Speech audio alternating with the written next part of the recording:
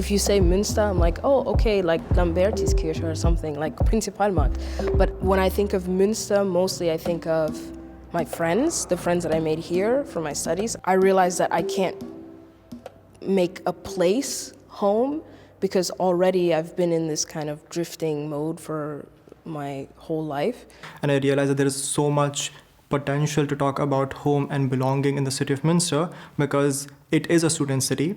And it has quite a bit of international students that try calling this place home. And what does it mean to be in this place as somebody who comes from a colonized lineage? And what does it mean to be in a space that was supposed to be the colonizer's space?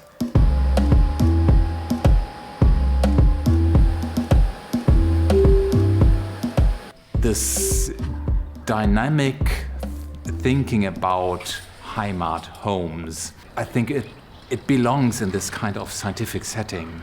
Because one of the basics of science is to leave one's comfort zone and to go to move into a space where perhaps nobody has been before, and to be open for new things.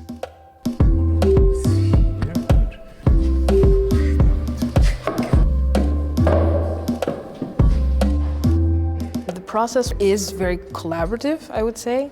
The very first thing was an interview. So we sat down and we talked about the concept of home, what we consider to be home, how we see our identities and ourselves, our experience in Germany. This image was taken, I think, after the 1971 war. Everybody had this one central image that they talked about, and then that was used to basically generate content. And so we were using embodied research and embodied methodology in migrant research to basically think of how we can get people to participate in the creation of research in a more hands-on way. And so everybody was a co-curator, everybody was creating content, everybody was there during the construction of the installation, what it's supposed to look like.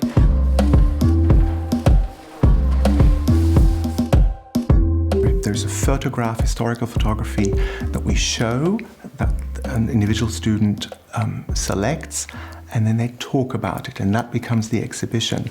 And so their own genealogy, their own family history is taken into the center of Münster, as it were. And with the exhibition traveling, it's taken, elsewhere. It's a way to tell our stories and make sure that people understand behind every face there is a story.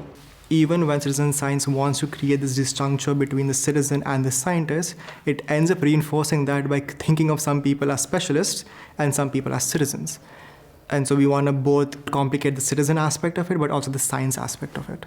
And I think that is academically, also politically, socially, culturally relevant, because we make the point that students, and of course also migrant students, they are part of the city of Münster and they're part of the university. So they're both. They're citizens and they're academics who do research work. And so that's quite unique about our project, that we are actually engaging with the very idea of what citizen science is.